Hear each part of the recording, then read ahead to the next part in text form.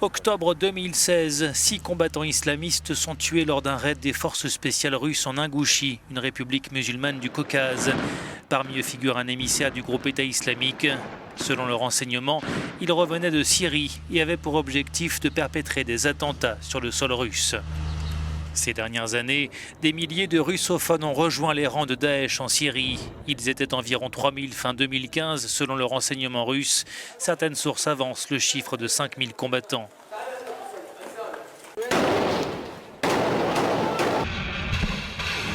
Quand l'armée russe lance ses premières frappes en Syrie pour soutenir le régime Assad face aux rebelles, elle vise des provinces où se concentre l'essentiel des combattants venus du Caucase. Ce qui fait dire à certains que Vladimir Poutine y mène sa troisième guerre de Tchétchénie.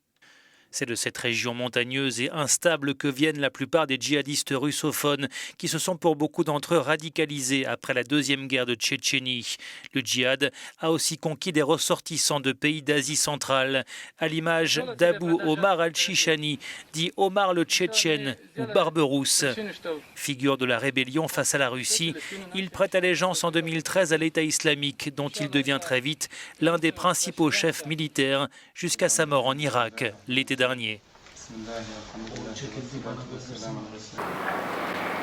Les djihadistes russophones sont-ils en train de se perfectionner en Syrie avant de lancer un autre combat afin d'établir un califat de Russie dans le Caucase? C'est la crainte de Moscou.